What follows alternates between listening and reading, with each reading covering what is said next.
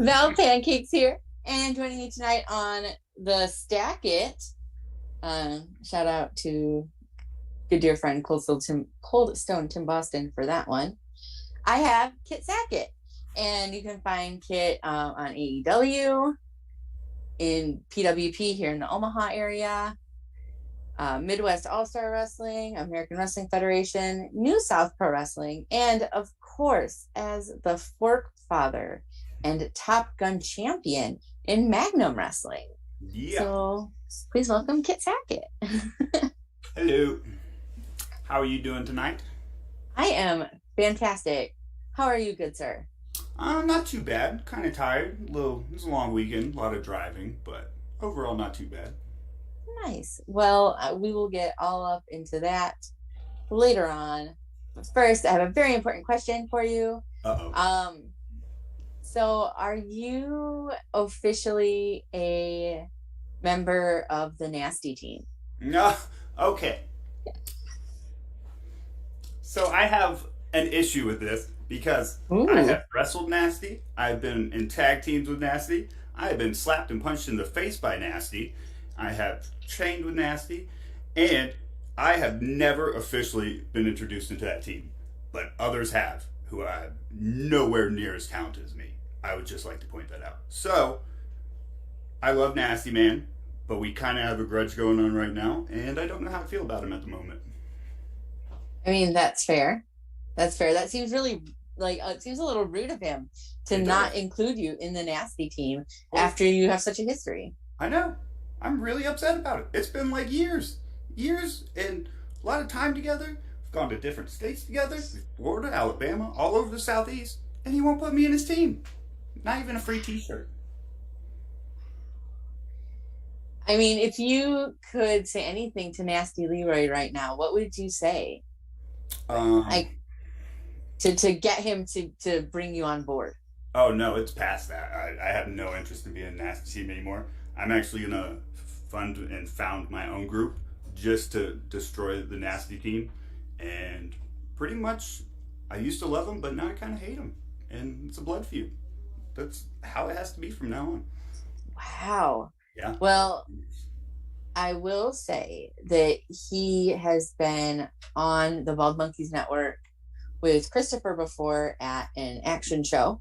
Yeah. Shout out Action Wrestling, the YouTube on which we currently reside. But also, he's never had like a full sit down conversation. So you do have that he doesn't have. That's true. I will hold that really against him. I'm gonna make sure he knows that. That's fair. I would do that if I were you. Good. Yeah. So since you are not a Nasty team member, and since at this point you have no desire to be a Nasty team member, the next time you see Nasty Leroy, is it going to be on site? Oh yeah, I built a giant balloon bubble cannon that's just going to shoot out balloons of forks that's going to explode and hit him in the face. So, nice. Yeah, we're going to have fork him to death. Ring of forks. Nice. Yeah. You're going to fork him. Well, Yes. I look forward to that. I would really hope that I can be there for that. I would love to be present for Kit Sackett versus Nasty Leroy fork match. Yeah. I'll invite you. You're very much invited. It'll be a good time. Ooh, I feel special now. Thank you. So moving on past Nasty Leroy, at least for now. We might circle back later, but for now we'll keep her moving. What was a young Kit Sackett like? Okay. Are we talking 5 to 12? What age group are we talking? Yeah, like when you were a kid. However you want to answer that. So, when I was 5 to 10, I was very active. I played sports my whole life, but most of the time I was running around my backyard. My dad, he built us a fort in our backyard, which had a square side. So me and my neighbors, we were really into pro wrestling from super young. From I think I remember the first thing was 96 with Sting and everything. But so we'd be outside wrestling in this wooden framed fort and just destroying each other. Like, oh my god, I think broken arm, a broken leg. I cut my eye open. I really liked hardcore matches when I was a kid, so we'd find like giant encyclopedias, and no one wanted to lose, so we're there sitting just hitting each other really hard, like just stay down, and he's like no, kick out. So So very you were very rough, painful childhood memories, but fun. you were beating each other with knowledge. Yes, 100%. That's a new one. I haven't seen one ever used in a match. And next time there's some kind of fans bring the weapons match, I am gonna find the biggest, Oh no. just gnarliest looking reference book I can find. And be like, this. I don't know if I'll be experienced with it or traumatized from it, but yeah, that's a good one. I'll grab it for sure. I would have never I would like that thought never once crossed my mind until you said that, and I was like, that would be brilliant. Because you can pick up one of those bad boys at like a thrift store for like next to nothing. Oh yeah, they're everywhere now. My parents have like a giant collection, and they're like really nice ones though, like collectors ones, and we just steal all of them and hide them and just hit each other with them. They weren't too Where's happy. Volume A? Volume A is gone. Yeah, pretty much. That's fantastic. So you said that you've liked wrestling pretty much your whole life. How did you decide to pursue wrestling? So, I think like a lot of people, I really liked or really loved pro wrestling when I was like from 5 to about 14, 15. Then like, high school, you're doing other things, you're going out with friends more, and I kind of lost interest. And then I joined the military, and it was about the time I was getting out of the military, I was like, man, I don't want to just go get out and do nothing and sit at home, go to work and just, normal 9 to 5. It sounded incredibly awful and boring to me. So I was like, okay. I just got back into pro wrestling, like interested as a fan, and I was like, I think I'm going to give it a try. I was in really good shape at the time, and I was like, I think I could do this. It'd be a lot of fun, and I just don't want to be bored all the time. So, great choice. I mean, you're probably not bored. No, it takes up most of my free time, so it keeps me busy. And so where did you train and how did you decide to train there, and what were some of the best things you learned while training? Oh man, I got so lucky when I started training. I went to a Ring of Honor show a couple months before, and I saw QT Marshall, and he was I forget who he was wrestling, but I just remember watching him. I was like, man, this guy's really good, and you could tell he was there to make the other guy look good, and he did a great job. I was like, this is someone who's really, really impressive to me. And when I was still looking for schools, there's a couple in the area that were pretty known for doing really good things and having good talent. But I saw, I think it was Instagram. I came across QT's page, and I was like, oh man, this is the guy from the show. It was like, he looked like he really knew what he was doing. And the best part is like, it was like 15 minutes from my house. I was like, oh, way better than an hour drive. I'm definitely check it out. So you just kind of got lucky. I got very lucky. So it was definitely meant to be. And then, like, what are some of the things that you've taken with you from your time when you were training? So many things. I spent like the whole time I was in Georgia till I moved here, like going 3 to 4 nights a week. And honestly, like one of the best things he did was like instill like basics and storytelling. So like he's very much a hit on perfection in the ring, which I love. So I could do one single thing and we'd spend 20 minutes redoing it and breaking down every single thing to make it crisp and better and like have it fit in the story. So like just attention to detail and the minor things that like it's hard to notice sometimes, but when you focus, it changes like the whole flow of the match, and it's such a big thing to me that I'm really glad I got to train where I did and pick that up. So when did you start training, and how long have you been wrestling? So I started in January of 2018, and so since then I actually waited a whole year of training before I had my first match. So, and I actually got forced out my first match because I was like, "Oh no, just keep training." And he was like, "No, dude, it's been like a year. You have. I've been asking you for like 6 months. You need to have a match." I was like, "But I'm not good enough." I'm very much. I was always worried. I was like, "Oh man, what if I go out there and have the worst match possible?" I was like, "I don't want to do that. I'll just go train for like 6 hours a night every night."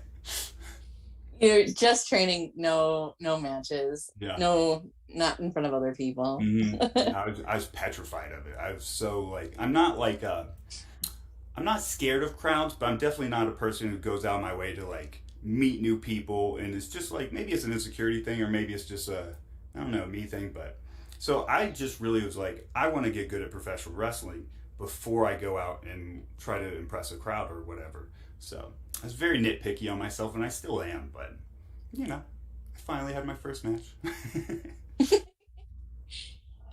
So, what was your first like in-ring experience like? How did you feel like that first bump you took, or like that first night of training? So the first night of training, actually, I walk in and I see like it was a really small school at the time. There's only like 7 people that ever came to the class, and it's one ring compared to what it is now. It's like what 4 or 5 rings, and like 1,000 people go there at this point. But I walk in, I see a bunch of people, or like 3 or 4 people standing in the ring, and I'm like, oh man, these guys look really good. I don't know what I'm doing here. I want to go home. But QT is like took me outside. He had a crash pad, luckily, so I practiced bumping and picked that up decently quick. Then we finally got in the ring. Learned like one of the things he was like, "All right, I'm gonna teach you something no other school teaches you: how to get in and out of the ring and not look stupid." I was like, "Okay, cool. That's really important." So we did that, and I remember after that night we were there for like 3-4 hours. We did bumping a little bit and run the ropes and just like lockups and stuff, normal stuff. But I was driving home, I was like, "Oh, that's so great. That didn't really hurt at all." And as I'm thinking that, the whole side of my neck just starts cramping. I'm like, never mind. Like your body's just like, wait a sec. Yeah, it was like, no, you get too cocky. Oh. Yeah, it's an experience. So, who has had the most influence on you, both in the ring and out of the ring? Definitely QT. Like, I can't give that man enough praises. Like, the dedication he takes to it, and like even training, like the way he comes. I think sometimes he comes across kind of like a jerk, but that I feel like that's because he loves it so much. He expects everyone to put in the same effort he has. So I think for one of that, he's one of the definitely influences. And other than that, I've stolen so many influences from people, like for my in-ring style. I was a huge WCW fan growing up as a kid, so I stole a lot of pieces from like Chris Jericho, Dean Malenko, Perry Saturn. I loved Kidman and Rey Mysterio, but people like that, I was always a big fan of like the workers, even when I was young. So those are the ones who mostly impressed me. Nice. So, what do you envision your future in professional wrestling to look like? Like, what are your future plans? Like, what keeps you motivated to keep going? Ooh, that's a good one. So, when I got into professional wrestling, I had no goals per se, other than I just want to see if I could get good at it. Because, I feel like a lot of times if you try to jump the gun and progress your career when you're not ready, it's almost a setback in a way, because people will be able to tell that, like, oh, he's not at this level. So for me, it's just continuously improving how I do my matches in the ring, my psychology, and just seeing how far I can go. So I don't really have an end goal. I just want to keep progressing, if that makes sense. So what does like the next step in your progression look like? Hopefully do you have any like short-term goals? Oh yeah, for sure. I definitely want to get more of my more out there. I'm trying to travel more again. I stopped traveling in the winter because I cannot drive in snow at all, and I will die if I try. Like I did a show in it was right on the Minnesota border, and it was nice on the way up there, and it started snowing when we were heading up. I was like, oh no. So then we leave this show, and everybody's like, "Oh, there's only like 1.5 feet of snow on the ground." I'm like, "Dude, 1.5 feet? Like, I don't even go outside. Like, it took me an hour to scrape everything off my car, and then it took me like it's 2 hour drive up there. All right, it took me to the next day to get home. I had to stop at a hotel because I was like, I can't do this no more. But anyway, definitely want to start traveling again more, which I've started to recently, and just try to get on bigger shows with people who I can learn from, because there's a certain point where you're wrestling opponents and you have to have talent who is better than you to get better. And that's pretty much what I want to do at the moment, is just find better talent so I can learn from and just steal all their shit. So, Fair enough. So, what has been your greatest achievement in wrestling so far? And that can be anything, to whatever that is to you. If if it's winning a title, or if there was like a specific match or an opponent that was like something you looked on like it's like a pinnacle, or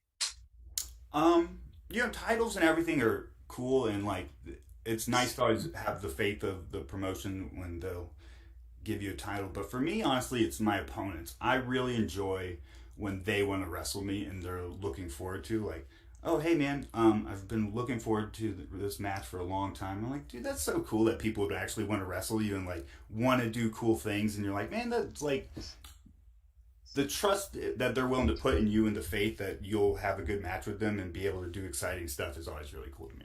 So that's cool also. Also, fans cheering for you is pretty nice too. Like, I'm first time a baby face in like years, and I'm like, oh yeah, I forgot how this is. Usually they're throwing stuff at me.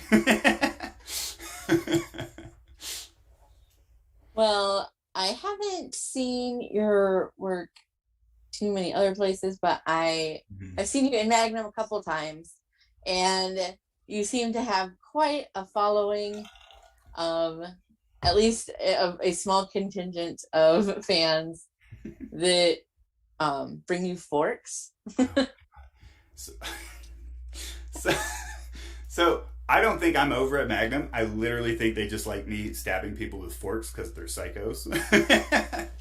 But so the fork thing came about. I had just done a long loop. I'd gone to Florida. I'd wrestled in Georgia. And I think I wrestled in North Carolina. I drove straight from North Carolina to Nebraska to do the Magnum show. And I get there, and he was like, oh, hey, man, I thought you weren't going to make it. I was like, yeah, I wasn't sure, but, I drove all night. And I was so tired. And he's like, okay, well, we're going to put you in the Battle Royal because we weren't really expecting you. We weren't sure. I was like, oh, God. I was like, oh, Battle Royal. But I was like, okay, whatever. They're fun. So I was like sitting back there, and everybody's like, oh, whatever. And I'm like, I love when people use forks. It's like my favorite thing. Like, New Jack was like my favorite wrestler when I discovered independent wrestling, and like I'd watch like YouTube videos of him all day, and I was like, you know what, I don't care, I'm gonna stab everyone in this match with a fork. So I went and I like found someone. I was like, hey, can you go find me forks? And they're like, okay. So I got a bunch of forks, and since then it has just progressed till when I don't use the forks at Magnum, as soon as we lock up, they're like, where's the fork? And I'm like, Jesus, man, relax. You can't go forking right off the rip. Ruins it. You got to build it up. Right. The fork thing, very over in Magnum. But I'm digging it. I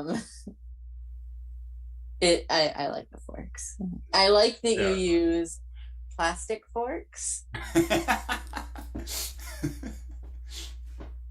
So in an era where there's COVID, you just use clean slate.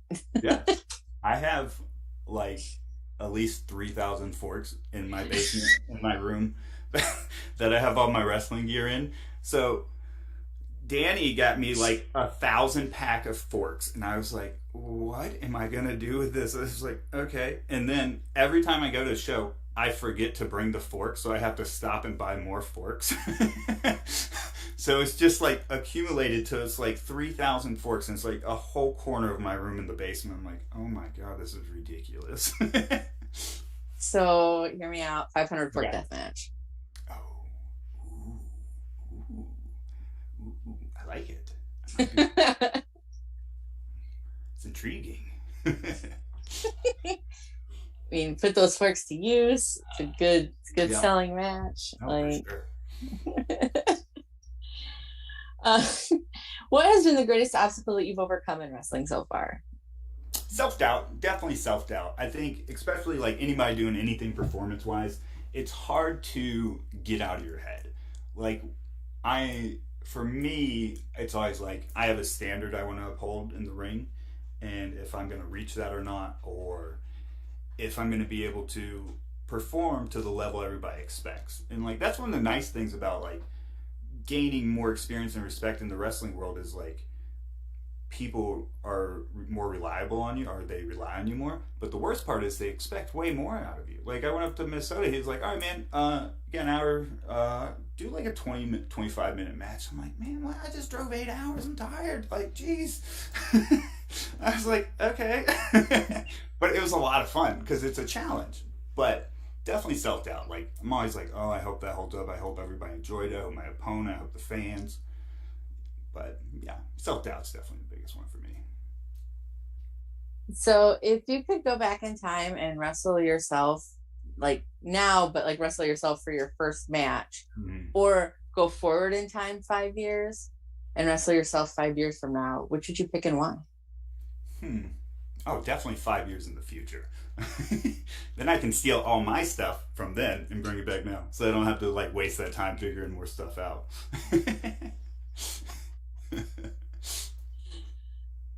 I mean, that's very practical. Right? Yeah, you gotta think smart on this. I'm only 32. I only got like maybe 10 more years of like decent wrestling before I'm like back at like the old shows where you're just doing wrist locks for an hour. Like,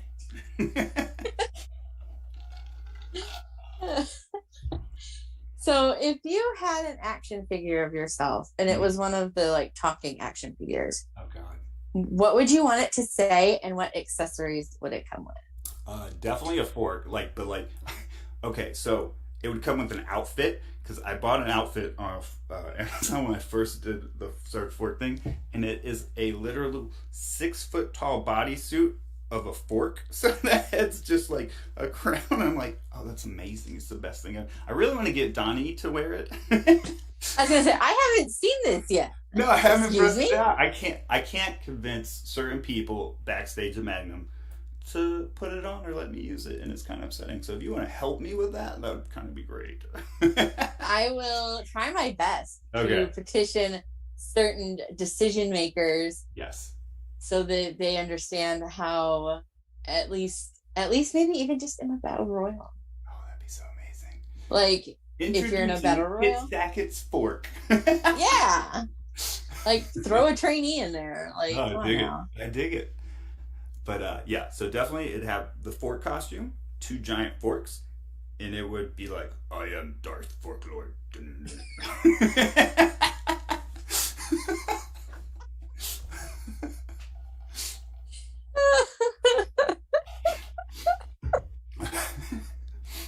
I like that you did a whole voice for it. Yeah, no, it has to be like that. That's my Darth Vader impression, so it's bad, but you know, and it has to go like this too, so it'll have like.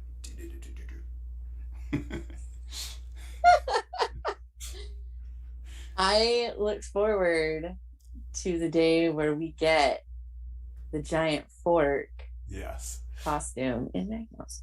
Yeah, me too. I have to find it first because it's been like 6 months, but I'm pretty sure I know what it is. It's probably off becoming king of your 3,000 forks. I hope so. I hope they don't revolt against you. Dude, oh, that'd be bad. You wake up and there's just like forks in bed with you in the middle of the night. So, last road trip I did this weekend, I stopped in a hotel overnight and I'd gotten takeout from a restaurant, but I forgot to get silverware. So I was like, oh no. I was like, got it. And I just ran to my bag and washed off one of the forks in my bag. I was like, you know, you gotta come prepared. I am ready to eat wherever now. always forking. Yeah, gotta keep it going. I mean, that seems very practical. At least you have a gimmick that has practical uses. It's very convenient, that's for sure. Who knows where that fork has been? Yeah, I know. That's why I kind of washed it off. I was kind of disgusted with myself at the same time. eh, Then I'm eh. so hungry. It's like I'm sure you're a wrestler. You've probably encountered worse. Yeah, some of those wrestling rings are disgusting. Like, have you seen some of the mats? They're like, ugh. Yeah, there are some companies that are that I've seen like on IWTV or whatever, Hmm. where I'm like, oh, Oh that yeah. looks like it's carrying at least an alphabet's worth of disease. Yeah, yeah. Some of the wrestlers too. You wrestle and you're like, oh my god, I'm gonna go get a blood test after this.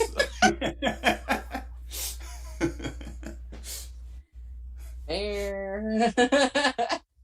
There's some shows I go to where I'm like, ooh.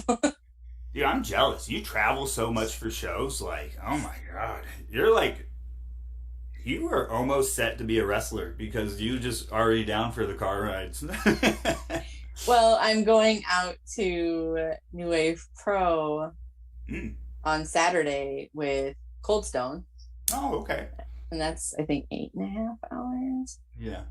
And then I'm going to GCW in Evansville, and then I'm going to Uncharted in Chattanooga. Yeah, I'm definitely jealous of you. Like, damn, girl, like, this sounds amazing. It was kind of a last minute thing where I was like, I think I can do this. Yeah. Yeah, let's try it.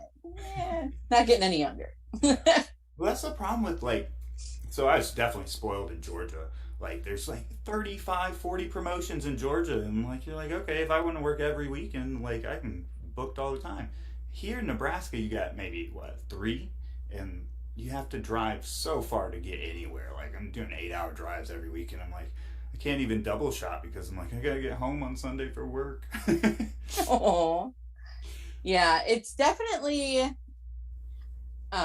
when people ask like what it's like out here, Mhm. it's definitely hard because there's what like two promotions in Omaha, Yeah. three-ish, depending on if you count, Yeah. whatever. And and then, I guess there's one up in Sioux City and then Sioux Falls and down to like Journey Pro in Kansas City. But Missouri has a lot of good promotions. I need to stop being lazy and go get licensed so I can actually go there. Because I'm usually messaging promoters back and forth. I'm like, are you on like the Missouri side or the Kansas side? Because I can't go if you're in Missouri right now. and I think there's like a CSW or something in Kansas as well. But and to me, and I don't know if it's maybe just because I am traveling more and I'm looking for more wrestling to go to, that I'm noticing more, or if there's been more things kind of pop up in the last couple of years compared to like when I started Mm-hmm. doing wrestling. But it is kind of a leap between kind of like that Sioux Falls, Sioux City, Omaha, Kansas City, and then you go over and your next real like stop is you're going to be either in Minneapolis or I guess like St. Louis. Yeah, that's pretty much it. You're kind of like either 4 hours to Kansas City or 8 hours everywhere else around the Midwest. So it's not the worst. Like, because I've done like, God, I think the longest I drove when I was doing the Florida shows was like 23 hours for a wrestling show. I was like, oh. Yikes. Yeah, that was a rough one.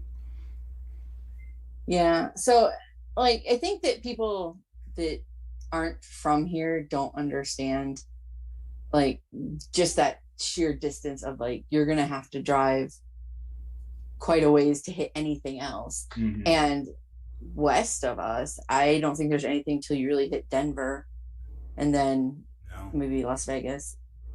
Yeah, it's yeah, Las Vegas is another 12 hours past Denver. Right? Like yeah.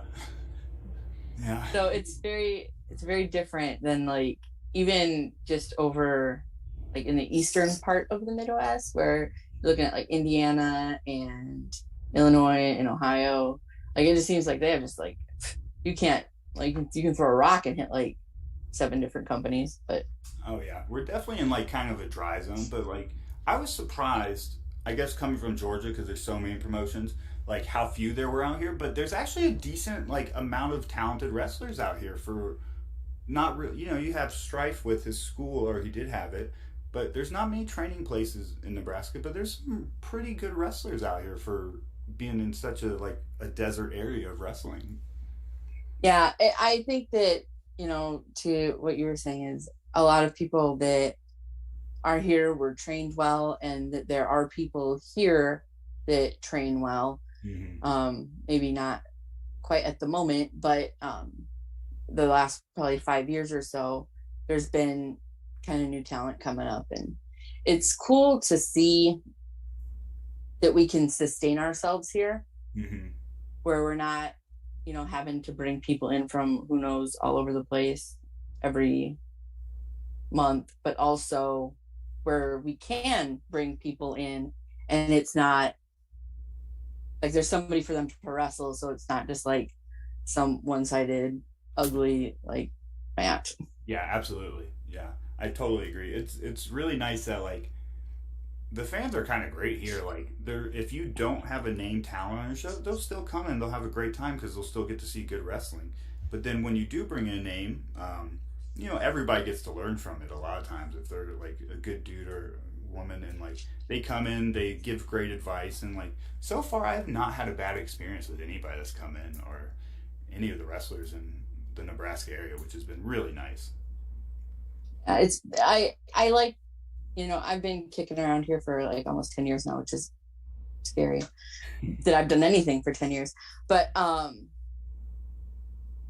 it's a lot of the same people now as from when I started, and I think the people that remain were the best people to remain. Like I think a lot of people that are no longer in the business probably shouldn't be. So fair. No, it's very fair. It's really easy to get a stagnant area too, especially like in this where it's such a desert. But so far, everyone who I've encountered is either really talented or a great person. So I'm not a bad experience or anybody bad to say about. And you've been like it's interesting to hear your perspective, because like I said, I'm kind of from here. This is where I learned what independent wrestling was. I didn't know that it was like a thing until here. But for you to have come from somewhere else where there's a ton of it, to say that is kind of like a little feather in the cap of the area, or however you want to look at it, because Nebraska wrestling cap. because you've seen other things and you've been other places. So if you could create your own title, if you just could create a title, what would it be for and how would it be defended? Like, what would you call it? Like, I 100% know. It'd be the I beat Nasty Man for not putting me in his club title, and it would have a giant fork on it, but a real one that I could hit him with the title every time I saw him. Every time. I'd be like, hey, Nasty, nice to... Wouldn't even let him say hello. Be like, oh my God, I hate that man. I hate him so much. Would you come out to Return of the Mac just to spite him? Oh, yes. Yes. Come out first. Yeah, you got best ideas. You can come with me everywhere. It'll be me and you against Nasty Man all over the country, and we're just gonna beat him up everywhere. I'm for it. I would definitely like take a video of it, and we could just like do like a whole like YouTube series of just you just beating up Nasty Leroy in various locales. I like it. I'm so down. You're on notice, Nasty Leroy. We're coming for you. Next time I see you, Nasty Leroy, no hugs, just forks. Just forks. I mean, you can have like half of my fork collection, so you can just go all over the country shanking them. I was like, I wonder if I'll see him this weekend. If I do, I'll definitely fork him. Amazing. Last time I sending a message. Yeah. Last time I saw Nasty Man was when I went down to New South, and I was like, okay, I'm gonna go get ready for a show. I'm gonna like do my hair, like oil my beard, and I walk in the bathroom, and Nasty is peeing in the bathroom with the door open. I'm like, oh my God. And I was like, hey, Nasty. He's like, he didn't even say anything. He just kept going. I was like, all right, I'll see you later. And then like 5 minutes later, I see him and he's sitting in a chair sleeping, and I'm like, okay. It's like, all right, good to see you too, Nasty. Maybe, I bet he wasn't really asleep. He was just pretending to be asleep so you didn't like beat him up. Probably. He probably was, because I'm coming after him. There is literally nothing in this world that's going to stop me. I will miss bookings, I will abandon my family, and I will attack Nasty Man, even in his own house. His parents are like the nicest people, so I'll wait till he leaves the house. So it's 1 foot out the door and you're I'm there. running at him with a fork. A drive-by forking. Yeah.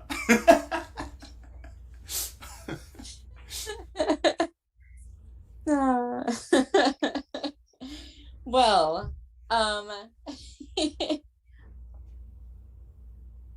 other than your gear bag and your phone, what do you not leave for a wrestling trip without? Oh my god. Okay, so I am paranoid about like leaving my gear. So I will pack it the night before and I'll lay it all out and I'll be like, first I put my pants on, then I put my knee pads on, and I'm like, I have to step by step it, or I'll pack it all in my bag after I lay it out and I'll be like, I've forgotten everything, and I'll unpack it like 3 times, and then I'll pack it the night, and whenever I'm leaving, I walk out to my car, I put it in my car, and I immediately pull it back out and make sure everything's there again. I'm so paranoid about leaving stuff. And other than that, I'll usually grab some snacks for the road because I'm cheap, so I'll like make some salads and some sandwiches or whatever for the night before, and then I'll go grab way too much caffeine, and I will drink all of it on the way up there, and right before I'm about to wrestle, I'm like, I really need to have some water, I'm going to have a heart attack.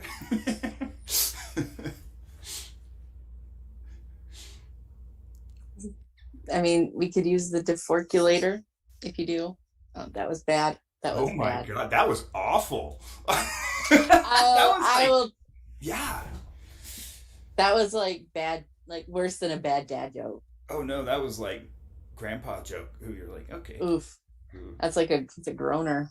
Yeah, my sincerest apologies. I'll never you should apologize because that was awful. I don't even know if I want to do this interview anymore. I'm like, oh, you're just like, forget it, done, and yeah. I can't put up with these like terrible jokes anymore. Like I'm knocking my computer over and like, okay.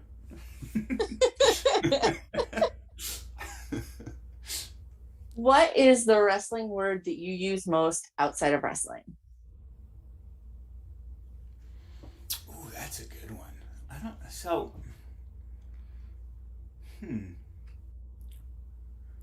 I ask people if they're gonna blade a lot, and they're like, "What are you talking about?" But I ask everybody that before their match. So,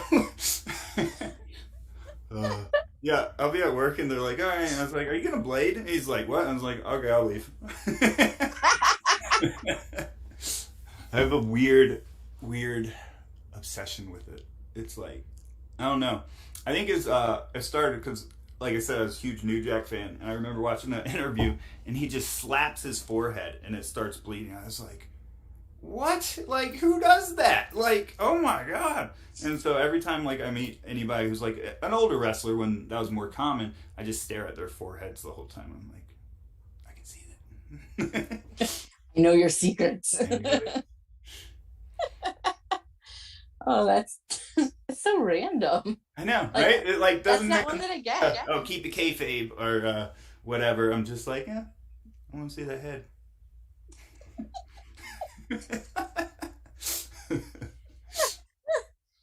So New Jack seems to be a pretty big influence for you. Did you ever get a chance to meet New Jack or see him in person? Absolutely not. I'm terrified. I was terrified of the man. Like, I know people in Georgia who'd like been on shows with him, and he's like, oh, he's super cool. I was like, oh, that's so awesome. Still never want to meet him. He terrifies me. Fair enough. Yeah. I was very fortunate in so much as I went to Mania Weekend in Tampa last year, and I saw his match Mania Weekend. Oh. And we had walked by each other, and he very nearly bumped into me. Mm-hmm. And in that moment, I felt a fear like I had never felt before, and I was like, I never want to experience that again. I don't know if like how much of that is his personality or like, but he was probably one of the coolest characters of all time in wrestling, in my opinion. I mean, he has a heavy lore. Yeah, like the background for a man who's never been on like national TV is insane. Like it's very like almost like territory like legend of like New Jack, and you're like, ooh, what's gonna happen? There. Mm. So you kind of mentioned it. I know because I live here too. You're driving because you don't have a choice and you're driving everywhere. What do you like to listen to on your drives? So I have a very wide range of music tastes. Like recently, I've gotten into more country, but I like trailer park country where they're talking about like uh, I guess their drug addictions and stuff is way more entertaining to me than like talking about your love of trucks. That's the most boring thing I've ever heard. Like, oh my god, how many songs are like, I love my truck and I love my farm, gonna kick my dog, and you're like, what? What is wrong with these people? But, so I like the weird stuff. But I'm really into history, and recently I've been really on like the Mongol Empire with Genghis Khan and everything. So I listen. Yeah, yeah. No, that's just like my newest thing. I know way too much about like Genghis Khan at the moment and Subutai, and like I could go on for hours, and my fiance hates me for it. But I listen to a lot of Mongolian throat singing. Right? Right? It's a different one. But it's great. Check it out. Like what they do is impressive. Don't laugh. It's impressive. I mean, I've heard it before because I also enjoy history, not quite that much, but just in general. Mm. And it because they kind of sing two tones at once, yeah. Yeah. It's very interesting how they do it. That I mean, nobody's ever said that before. That helps. You like trailer park country and Mongolian throat That's like singing. that's like the recent trend for like the last month, and I'm kind of like my playlist I now hate on Spotify because I'm like, all right, I'm tired of you. So I'm probably about to find a new music phase because I'm kind of bored with the trailer park country. You can Not only enough. say so much about trailers and meth for so long. Not enough Mongolian throat singing in this playlist. That's a new one. Yeah, yeah. Truly, I appreciate that. No, fair enough. I mean, people are like, oh, you know, I listen to everything, and they give me something. I was like, okay, that's normal. Yeah, they're But like, I that listen to that everything, and they're like, I like Britney Spears. You're like, everyone likes Britney Spears. Calm down. right. But when I hear the Mongolian throat singing version of Toxic, That would be amazing.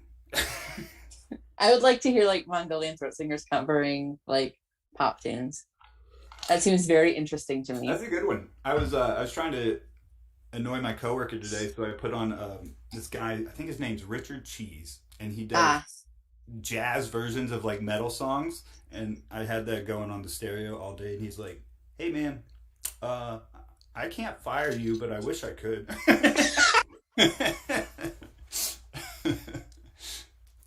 You're like, mission accomplished. What will we do tomorrow? Yeah, tomorrow's definitely going to be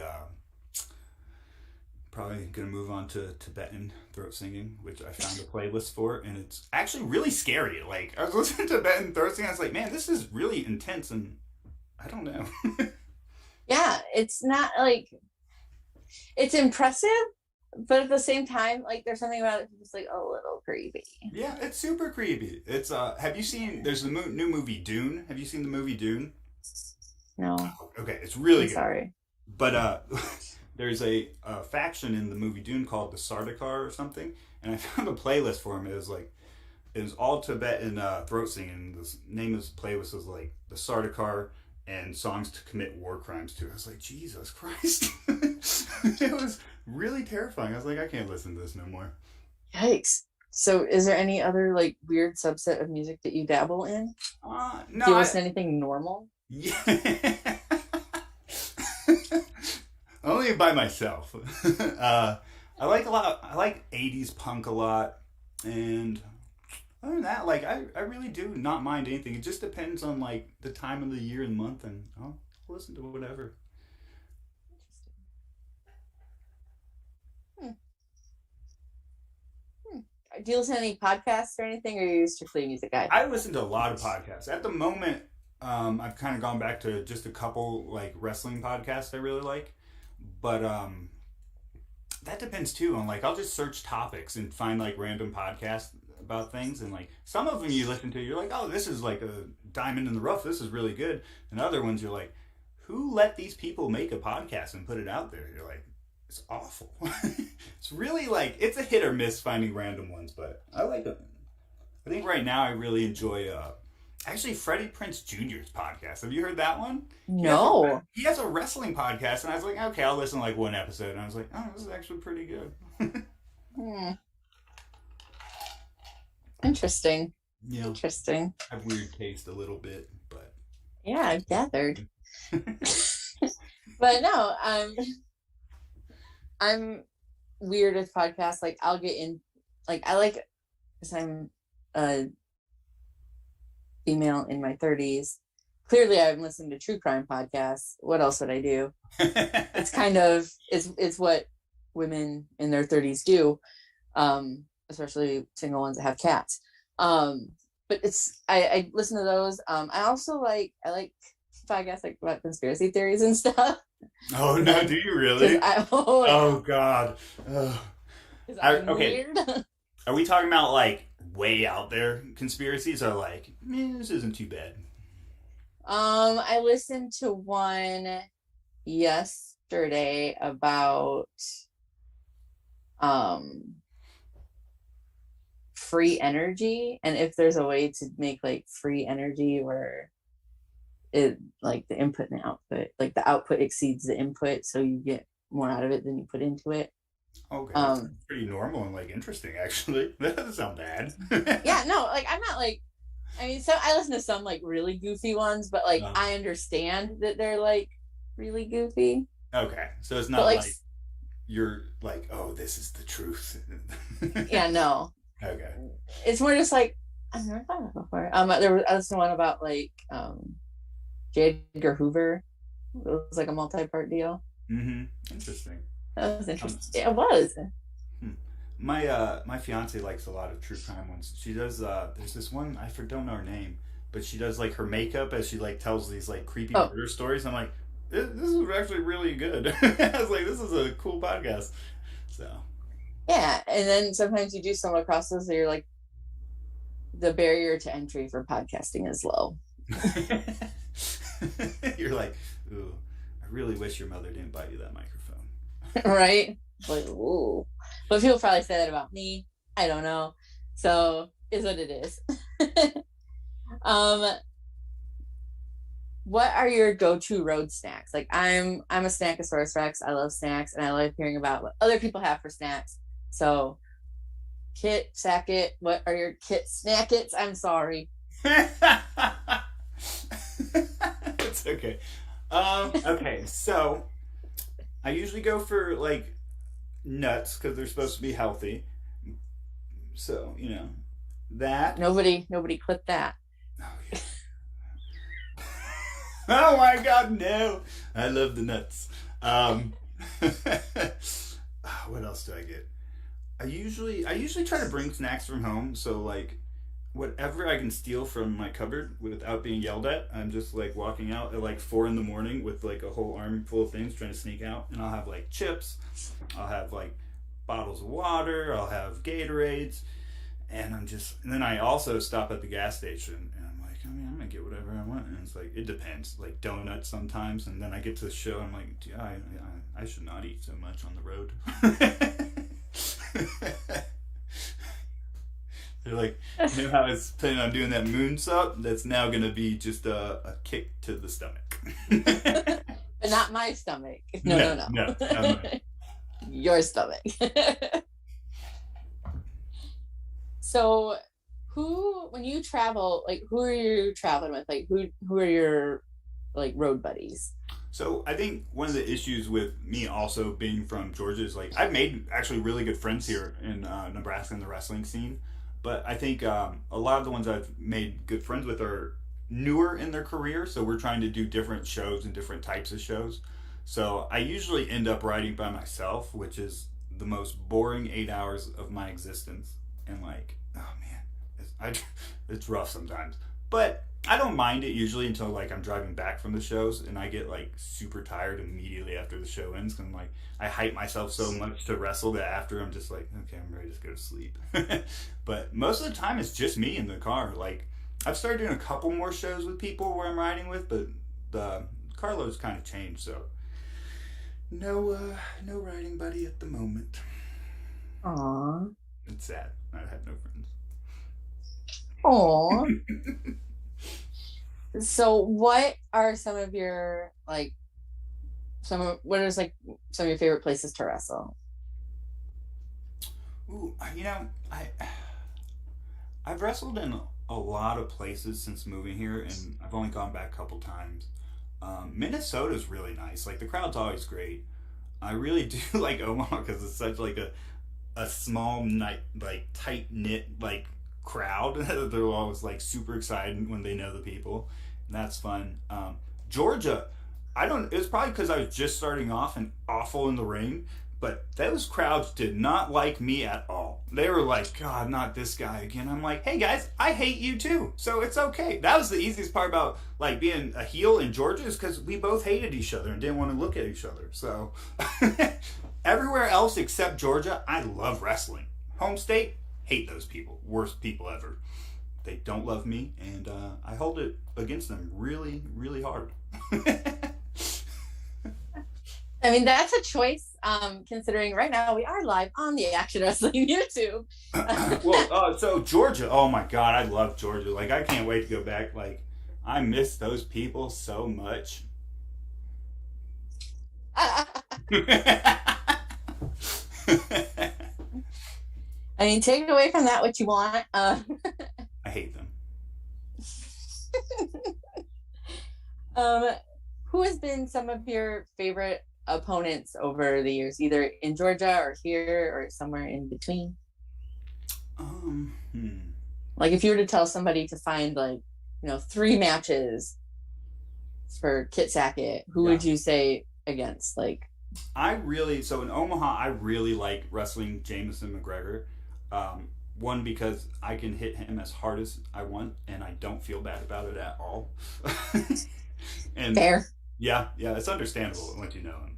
But like people like that, like when you're willing to try things and you want to do good and willing to put in the effort and work, I love wrestling people like that. I love wrestling people above what I consider my talent level because I feel like it makes you up your game and you have to improve. This weekend I wrestled JDX and he's pretty well known on the indies around here, and he's been on AEW Dark, and I was really excited to wrestle him, and it went really well. And okay, so also this guy's from Georgia. He's the worst person I've ever met in my life. I hope he also sees this. His name is Musa. He's a terrible person. He is literally the worst person. He likes to kick me in the chest really hard, and I'd wrestle him almost every day for 3 years. And if I could go back, I would watch that match, any of them, 1,000,000 times, just so I could see myself punch him in his stupid face. Nice. Terrible person. Awful human being. He's really nice, and I don't like him. That checks out. Okay, fair. So, I mean, when this, after we're doing this live, but afterwards it'll go up, and if you want to clip that out and send it to him, like by all means. Oh, I will. I will definitely clip it because we have a whole group chat called We Hate Musa, and it's like 12 people. And all we do is talk about how much we hate Musa at like 3 a.m. Nice. Yeah. It seems really like a productive use of your time.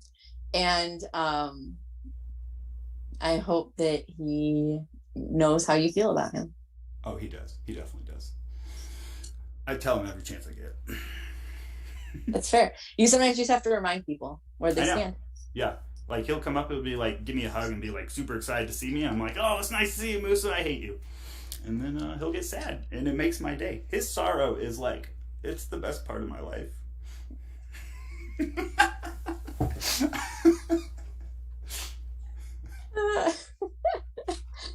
So, what is your favorite move to take, and what is your favorite move to give? Ooh, I love giving the final cut. It just, when you land it perfectly, it feels so nice. Like, to me, I can't really explain why, but it's just smooth, it's crisp, and you're like, bam, got it. To take, that would depend on the person, because everybody, like, a lot of people have like little variants to how they do moves and everything. And to me, a lot of it depends on the person. I can tell you, my least favorite move to take is a body slam. I hate taking body slams. Like, I don't know why. Oh, and cross bodies. I don't do cross bodies. But back to body slams, which I hate. If you call a body slam, I'm slipping out of that, and I'm going to kick you in the back of the leg, because I don't want to take that. So anybody out there that wants to wrestle Kit, Yeah. all the body slams. Or none of the body slams. I have a secret pocket in my gear that is made for super sharp forks, so.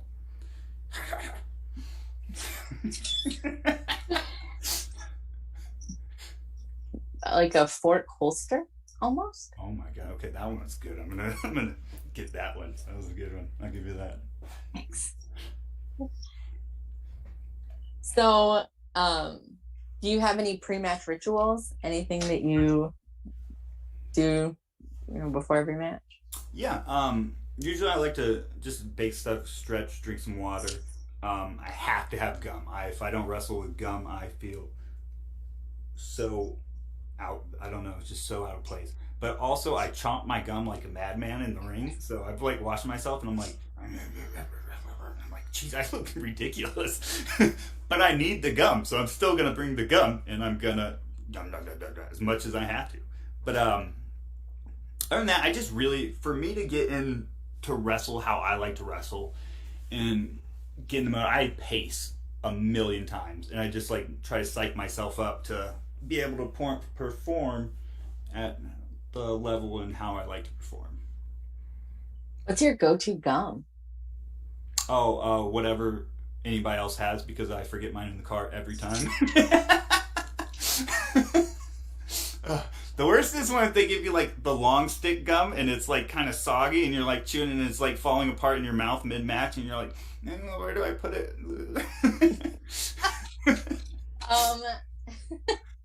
Fair. I 99% of the time will have spearmint extra on me. Ooh, nice. Just if you ever need a little. Fair. Well, usually I only realize it like 2 minutes before my match. I'm like, oh yeah, I need gum. But usually, if I do remember it, I have like 13 packs of Orbit gum in my car at any given time that I buy on the way to shows and forget. So, I'm prepared. If anybody asks me to go to my car and get something, I have it, but not in the arena. So I want to take a little break in our questions, just because we have somebody in chat here. One moment, I'm going to try to read this. Can't you want to force me because I didn't invite you to the nasty team? Still want to run with that, but I'll still fight you, and you're not going to fork me. Is that Mr. Nasty Man by chance? It absolutely is. Oh my god, Nasty Man, I hate him. He's just such a great guy, and I can't wait to see him so I can punch him in his big ass stupid head. Nasty Man, it's really nice to have him in the chat. He's a great person. I love him. I'm gonna stab him with a fork in the face. You're gonna face fork him? Excuse me? What type of show is this? I don't know. You're the one doing all the forking, not me. Yeah, that's a good point. Fair enough. You win that one. Yeah. Okay, so here's the setup. Me and you, we're going to travel the country with our exploding fork ring match. And we're just going to beat the shit out of Nasty Man all over the country. And he's going to be really sad. But then we're going to go after the other members because we're jealous. We're not jealous. We're mad. We're okay with it. We're fine. We're fine. We're not pissed. We're not disappointed. But we're going to... I can't say murder. We're going to punch every single one of them in the face, and I hate them because I know most of them, and they're really nice people, and I still hate them. you're gonna go on a reign of fork and terror against the nasty team. Yeah. I'm gonna have you come up with my catchphrases from now on. You're killing it. I love like wordplay and puns and dad jokes and dumb shit. And forks are so easy. Yeah. Forks are so easy. It's the best, easiest gimmick I've ever had. And it's so over. It's so over. The Magnum It's faithful ridiculous. love the forks. I know, and I'm like, man, I just want to have like a really competitive match, and they're like, stab him with a fork. I'm like, God, guys, I hate you, but okay, and I'll like go get a fork. You like reluctantly People forking down. people. Fair. So I don't know if that nasty man is going to choose to respond, but if he does, I will let you know. Yes, definitely let me know. Back to our regularly scheduled interview questions. With all of the traveling you do, it seems that everybody has at least one like good travel story where either something really exciting happened, or like there was just like a series of weird events, or you almost died. Like, what is your like best travel story? Okay, I for some reason the last like 2 months have the worst luck going to Minnesota. So a month ago I was supposed to go up there. We're like 3 hours into the car ride in the middle of nowhere, and we hit like a piece of concrete that another car shot off and popped our tire. So we and we're just sitting out there for like 4 hours. I was like, hey man, I'm not gonna make this show. I feel really bad, but it's like 4 hours of sitting in the middle of nowhere in Iowa, which is like the worst state other than actually ever. It's the worst state ever. I don't know. Really, driving through Iowa is just torture. And like you'll get off to get gas, and it's like, oh, gas station, next exit. Then you get off, and it's like 12 miles away. You're like, I'm not driving 12 miles. Get it out of here. Like, what? Oh yeah, unless I can see the gas station from the interstate, that is not a gas station I'm stopping. Oh no. And there's like, okay, so I don't know. There's this rest stop in Iowa. So actually, I changed my mind. I hate Iowa more than Minnesota. It's Iowa that's the problem. But there's a rest stop in Iowa that you have the bathroom and then you have the stall. But the stall's only like 4 feet high. So if you go to use the urinal, you're like, I look over and there's this old man just staring at me like, and I'm like, oh my God, what do I do? And I'm like, all right, well, bad. Nice to see you, sir. It's so weird. Like, who does that? Who makes a stall like this tall? You're like, I don't want to make eye contact with strangers. Like, very strange. I don't want to make eye contact with strangers like ever. Anywhere. When I'm in like a vulnerable position. Yeah, especially in a rest stop, because that's like the weirdest spots, because everybody's covered in like snacks and stuff and drinks, and you're like, everybody's sweaty, and it's gross. It's very gross. Yeah. Anyway, back to the story. So we hit the chunk of rock. We popped the tire. It's flat.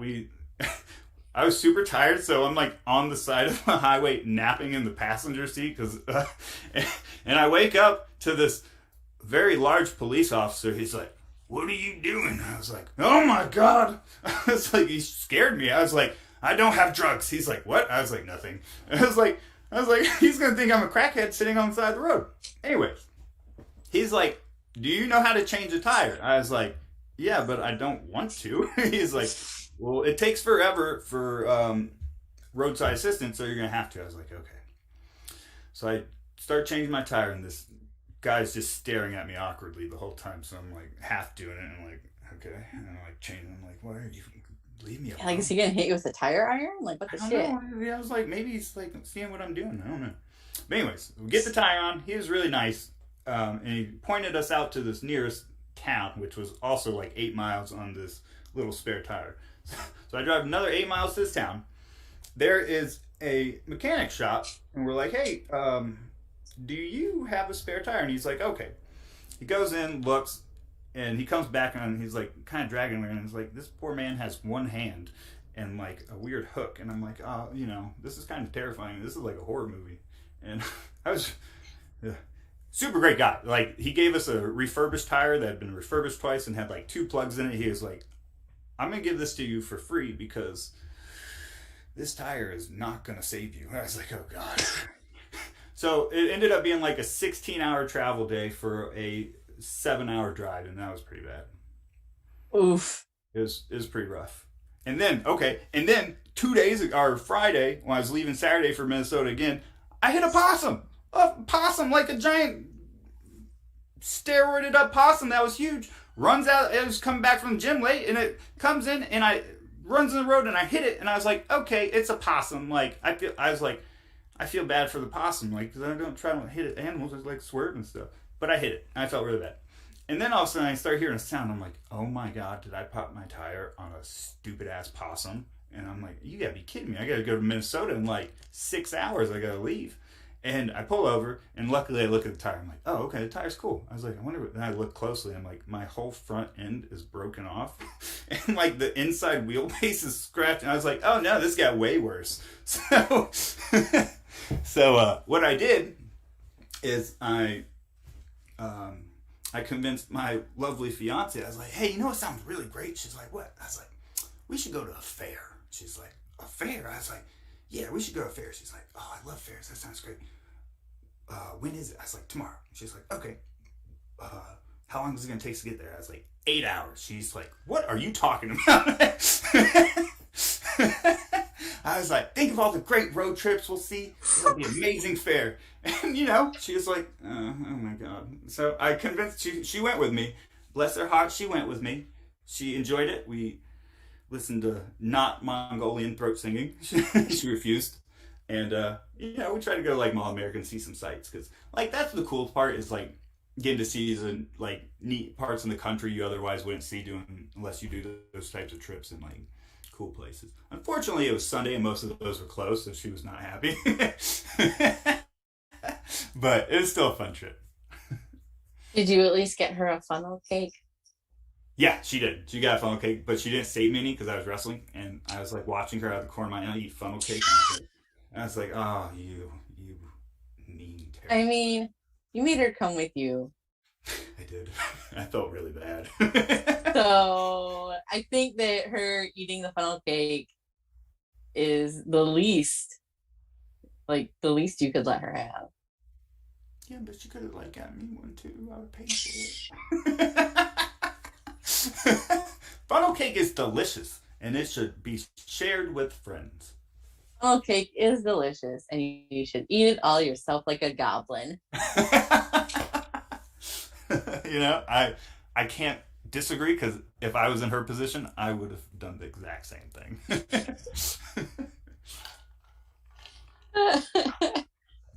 So, do you have any hidden talents? Oh man, no. Can you Tibetan throat sing? No.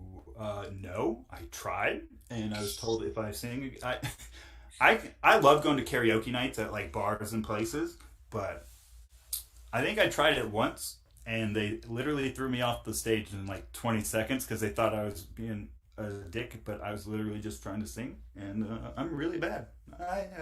It's a traumatizing moment, to be honest. Like, here I am just trying to be a professional karaoke singer, and they're like, hey, you can never come back to this bar ever again. I'm like, all right, dude. Fair.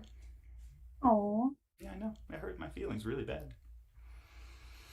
I mean, you could try again. You could practice. Oh, no, I'm terrible. I don't like the sound of my own voice.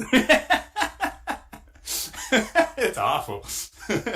So you're not going to sing if there's ever a Magnum karaoke night? No, but I will go and watch and support. Update from Nasty Leroy. Oh, God. You not fork face me.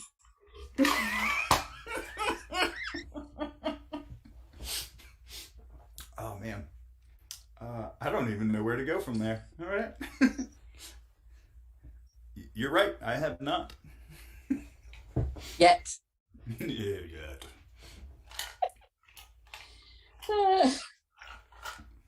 So, if you could go back in time, what would you tell a 10-year-old version of yourself? Oh,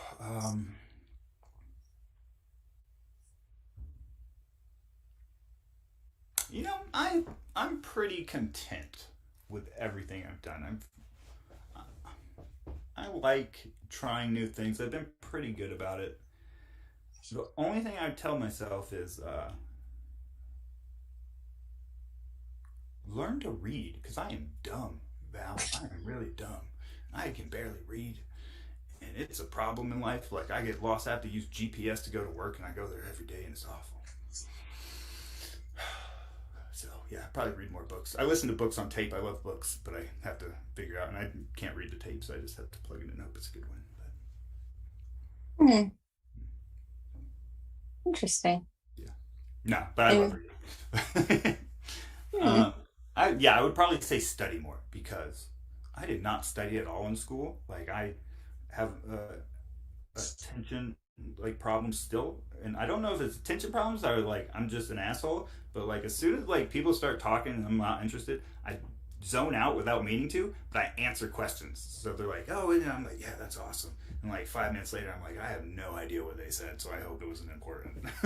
It's like you go into screensaver mode. It's like there's things going on, but like you're not doing anything. No idea what's going on. It's like when I have to call matches with people, and I'm like, it goes kind of weird, and I'm like, I'm not paying attention. And they're like, "All right, what do you think?" I was like, "That's great. What am I doing?" Update from that nasty man. Thirsty said you have a weird playlist. He's not wrong. I'll give him that one. He did that one. But then, Kit, why are you trying to beat up everybody in the nasty team? It's not going to end the way you wanted it in.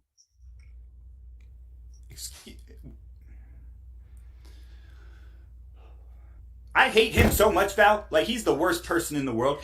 I've known him for years. He will not put me in his team. He doesn't say hi to me. He didn't wash his hands after I saw him in the bathroom, I'm pretty sure. And then he came up and slapped me in the back. And I was like, that's disgusting. Also, yeah, I know everybody in the team. I could literally... I'm going to have a fork cannon. And then I'm going to have you. So it's going to be me and you. We'll be back to back in a ring of the nasty team. We'll just be like... and we'll stab them all, and we'll be good. It'll be good. I mean, Nasty Leroy, I don't know when the next time I'm going to see you is. Hopefully never. But he's a terrible person. But if I do, I'll have a fork for you from Kit. The message. Yeah. Just a few more questions, and then we'll go to see if there's any questions from the chat, and then we'll wrap it up. So, okay. Super duper. What is the biggest animal that you could take in a fight with just your hands, no weapons? Oh, okay. So,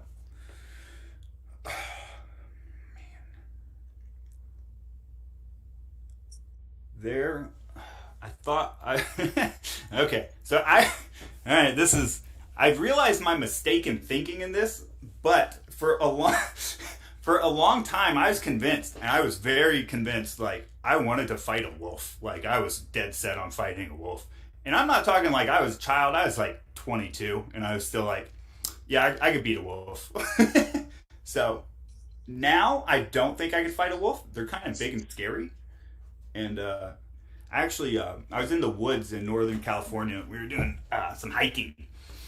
And the guy I was with, he was like, "Get back to back." I was like, "What are you talking about, you psycho? Why are we getting back to back?" It was getting dark, and I was like, "Get back to back." I was like, "What are we doing?" So he like turns around, gets on my back, and he's like, "All right, grab a stick." I was like, "What are we playing army? Like, what are we doing, dude?" He's like, "Mountain lions." I was like, okay, this guy's crazy. He's going to murder me. And all of a sudden he started shining his flashlight, and there was like 2 mountain lions that were following us. And I was like, oh my God, this is it. I'm going to get eaten by a mountain lion. How am I going to explain this? Like, someone better come up with a cool story when I died. Like, but yeah. So after that experience, I was like, I don't want to fight a wolf no more. I don't want to fight a mountain lion. I'll stick to like people who I can cheat and use forks on. It's way easier.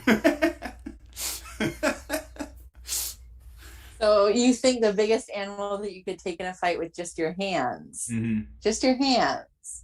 I would say like a cat, but they're mean too. Have you seen a cat attack people? Like, I don't. Yes. I don't think I could take anything. Like, animals are mean. I was almost attacked by a bird at the gas station the other day for walking by its bush, and this thing was like hovering. I was like diving in the car. I was like, oh, I ain't fighting any animal. I am on the team animal side where I support them not attacking me. So I'm not trying it. You can take your question and run away with it because I'm not answering that because I'm not fighting any animal. Fair enough. I've never had anybody just flat out refuse to do it. Yeah. Some people try to tell me that they can fight a kangaroo or a bear. Kangaroos And I'm are like, mean. They like box for sport. Have you seen them? Yeah. yes. I'm not fighting a kangaroo. No kangaroo. I wouldn't want to take that on either. And maybe go with like a. What animal do you think you could take? That's the question. If it was attacking me, because I'm not like going out to like attack animals at random. I like animals. I think they're cute and cuddly. I like to frame that and like it is coming, to attack me. Fair. Maybe like a bunny rabbit.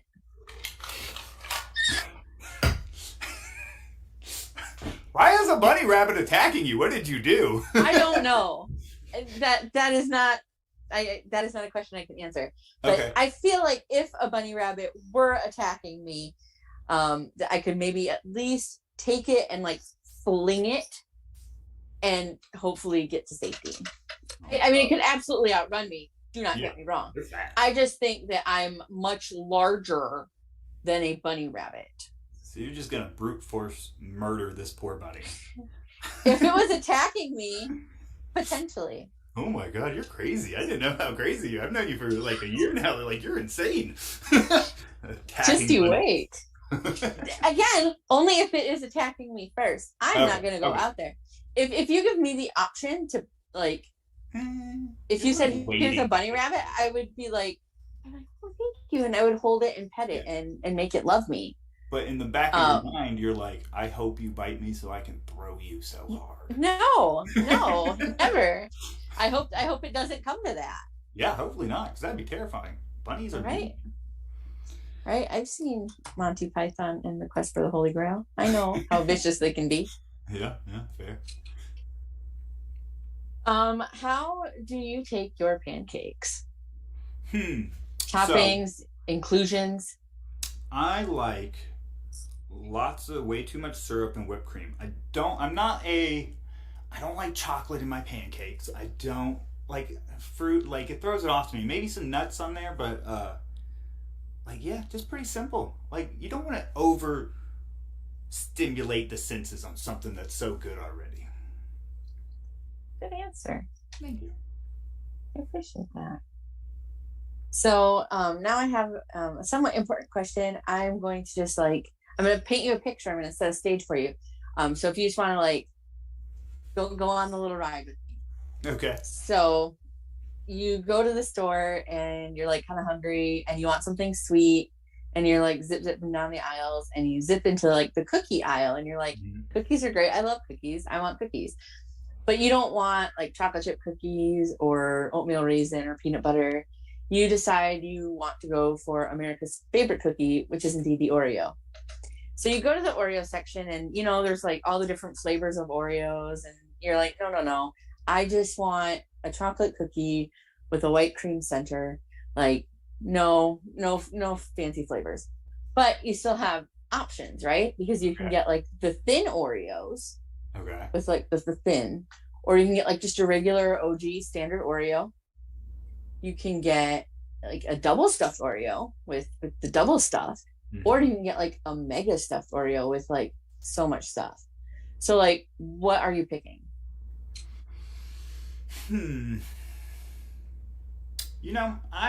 So when I get a sweet tooth, I eat the whole box. So I would have to go with the normal stuff because I'm going to eat every single one of those in an hour period. And then I'm going to feel awful. But so I have a problem though with Oreos because every time I go to the grocery store, I will pick up a box of Oreos and I will literally walk around the whole store with it while I get my other groceries, and I will get really sad and I'll just put it back on the shelf because I'm like, all right, I don't need this. Aww. It's rough out here. It's rough. So, but you're gonna say you would take just your Yeah, regular. the original. Gotta keep it original for that. Hmm. Well, that is kind of the unofficial incorrect answer to that question. Everybody knows Mega that stuff. double stuffed is the best way to go. Okay, okay, but not mega stuff. You want to go with the this double stuffed? Yes, Oh, okay, mega stuff, too much stuff. okay, that's fair. That's fair. Double stuff, just the right amount of stuff. Hmm. I might have to do that next time I get Oreos. I'll have to find out. So, Christopher, do we have questions from chat? Oh, yes. We have a few questions from the chat. So the thing with double stuff is that it's actually the perfect ratio of cream to cookie. So if you would put the two cookies together, it's actually almost a 50-50 ratio to the cream with double stuff and the cookies. But if you Oh, do it wow. with a regular OG Oreo, there's so much cookie and not enough cream. So Hmm. And I apologize before we get to questions from chat. I just want you to know that I have a message here that says, Is it him? Is it him? I did wash my hands, and there is some new members. So you did say you know all of them, and I did say hi to you. Yeah, after he woke up from his nap. at least he washed his hands. You know, I'm denying that fact of the story. Um, I think he's lying to make himself sound better because I want everyone to know who watches it that Nasty Man comes off as a great, nice person. He is a terrible human being. He is mean to people. He bullies people. He has the largest hands and the hardest chops I've ever taken in my life. In my life, this man. Oh my god, he gave me a headlock takeover. And I was like, I'm about to tap out and quit because this is too rough of a match. I was like, I can't do this. I had to tag out. Luckily, it was a 6-man, but it was terrifying. He's mean, terrible person, won't put me in his little club, and I hate him. I really hate him. Not even. I hate you, Nasty. So he just chimed in. Of course, he never I stops. I have a I have a question. Why do you think you should be in the nasty team? What do you think your nasty team material? I'm not even gonna answer that question. Like, oh my. I'm gonna call his mother. I have his mother's phone number. I'm gonna complain to her about her raising a terrible child. She failed as a parent. That's all I gotta say. Failed as a parent. Terrible person. Wow, you're gonna rat him out to Mama Nasty? Yeah, I'll go low. I don't care. We're like this is a blood feud. We're going low in this place. So my apologies for that momentary interjection. Christopher, questions from the chat. Thank you, Val. We're going to start with Vic. We were talking about New Jack for a while there, and Vic wanted to know, do you have a New Jack action figure? No, I didn't even know there are. Wow, I believe there is. I believe I've seen it, yeah. Is it good? It looks like New Jack as an action figure. All right, fair enough. Fair enough. I No, mean, I'm not really an action figure person, so I don't. But that sounds really cool, and I actually want to see one now. we'll have to Google it afterwards, yeah. All right, fair. So follow up to that was, if you do have any, what is your favorite piece of New Jack merch? I also do not have any New Jack merch. Kit, you're killing me. Kit, you're killing me. I know, I'm trying. So I'm not. Yeah, I don't actually. I own like 2 wrestling T-shirts, and I was giving them both for free. So I might be kind of lacking on the merch. But so I have a friend.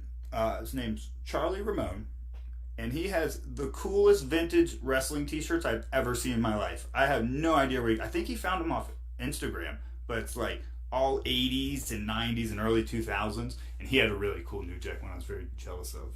And I tried to steal it from him when he was changing after training, and he caught me and chased me and beat me up. So it was a terrible experience. So if anybody wants to help out Kit, he needs a New Jack action figure and he needs a New Jack T-shirt. So Yes. I'm sure you could just DM him. He'll tell you where to send it, and we'll get that all figured out for you. Perfect. Next question is from Drinking at Moe's. Favorite death match wrestler? Ooh. Okay, so I have a question about death matches. Are y'all both fan of death match wrestling? I am, yes. Okay. I am. I am. Okay, so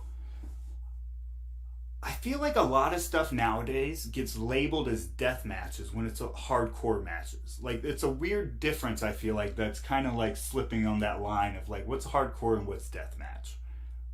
But I would have to say, in my opinion of death matches, what I think they are. That's a hard one, man. What is God. Bogat? God. He's the coolest guy, and he's way too tough. What's the definition of what's the difference? What's your definition of death match versus hardcore? Because now I'm super interested in what the line is. I don't. When I got into like independent wrestling on like YouTube and stuff is where I first found it. I'd watch a lot of CZW stuff. And so like to me, deathmatch is like the glass, the light tubes, and a lot of like sharp things, I guess, like that. Where like hardcore, I guess you could have it also, but like it's just barbed wire and thumbtacks, which are also awful. So it sounds weird saying just barbed wire and thumbtacks, but yeah, I feel like it has to have that next level from a normal hardcore match, which can be pretty brutal back in the day. Like, I was a huge Abyss fan, but I wouldn't even consider what he did really death matches compared to, like, today, where there's so much glass and, like, ugh, crazy.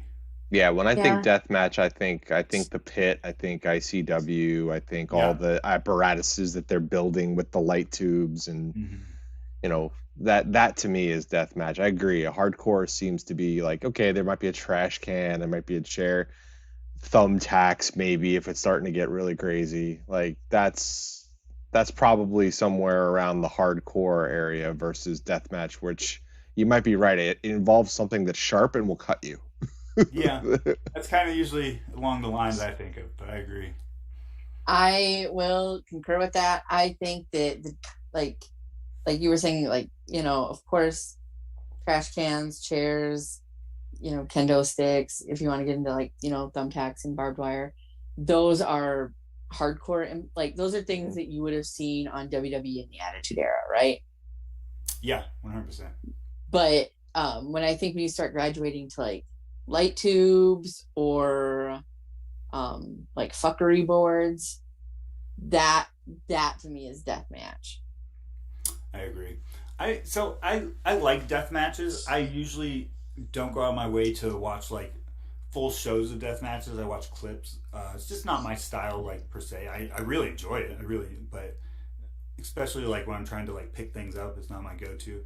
But like I think a lot of like early CZW is like the idea of death matches to me. And like, dude, I give those guys credit, man. Like those guys have to be insanely tough to like do all that and like do it constantly, like all that blood and cut up, and good for them. They're better men than me. Oh, agreed. Yeah, no thank you, they can do it. Yeah. All right, and final question from the chat. It's from our VIP Vic. It is his staple question. In your opinion, who has and what is the best gear of all time? Ooh, that's a good question. Man,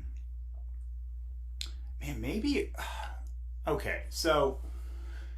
Well, that's a hard question because gear's changed over the years so much. Like you had like the '90s, which was just kind of like everyone looked like Nirvana, and and then like New Japan has some great gear. Like their ring jackets in New Japan are insane. Like the detail they go into. Like Okada has like maybe some of the best gear in the world, I think.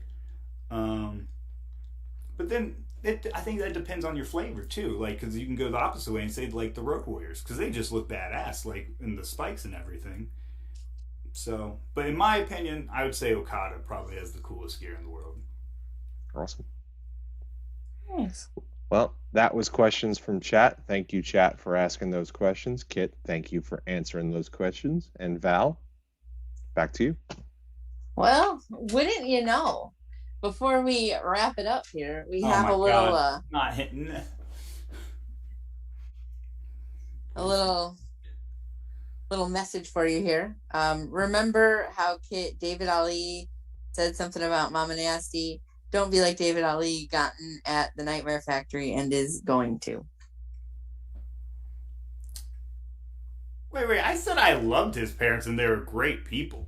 So, I don't know what he's talking about that. I only said, and I'd like to be very clear, Nasty Man's parents are wonderful people. They just raised a giant piece of shit.